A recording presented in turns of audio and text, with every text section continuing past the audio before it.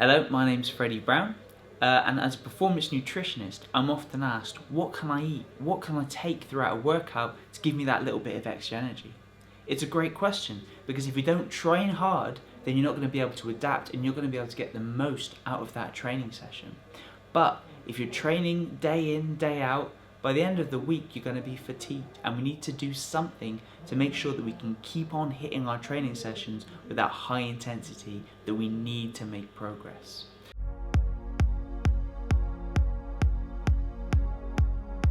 So the key to performance is recovery. Eating the right foods after your previous training session to make sure that your body is raring to go the next day. However, you can accentuate the progress of a training session by taking certain foods during the training session to give you that little bit more stimulation. A prime example is carbohydrate. This becomes more important the longer the duration and the higher the intensity of exercise.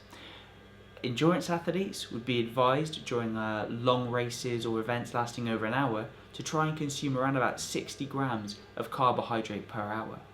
Athletes doing things such as Ironman, where they're really going for it, and athletes with really high carbohydrate demands might even be able to surpass this 60 gram an hour target by consuming around about 80 grams an hour of combined glucose and fructose. By combining two different types of sugars, you can make the most of two different types of transport proteins and actually accelerate the rate that carbohydrates get absorbed into your body. So, as well as carbohydrate, what else can you take for a high intensity session? Caffeine has really good results both on endurance and also enhancing high intensity performance.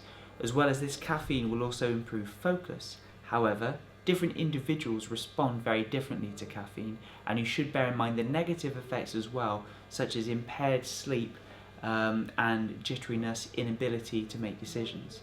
Ideally, you want to optimize the dosage with a performance nutritionist and get to know yourself as an athlete, get to know your body and how you respond to these different types of supplements.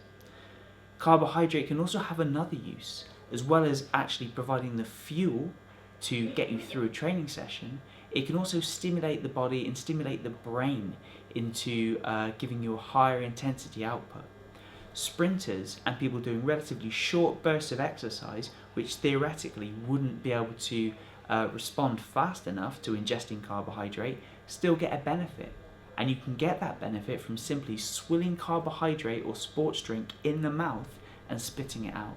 It fires certain areas of the brain involved in dopamine neurotransmission, which is involved with reward and motivation, meaning that you can push yourself subconsciously about 3% harder or faster in order to get a meaningful effect on performance.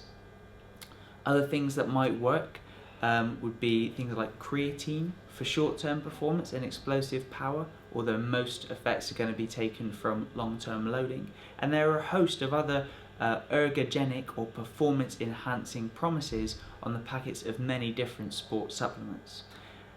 Some of them have really good evidence, some of the evidence is lacking. So try and learn what's out there and try and get some information from somebody in the know. As I said, ideally you'd be working alongside a performance nutritionist to optimize and individualize your supplement strategy to you as a performer.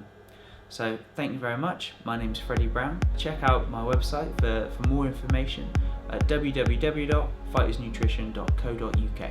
Thank you.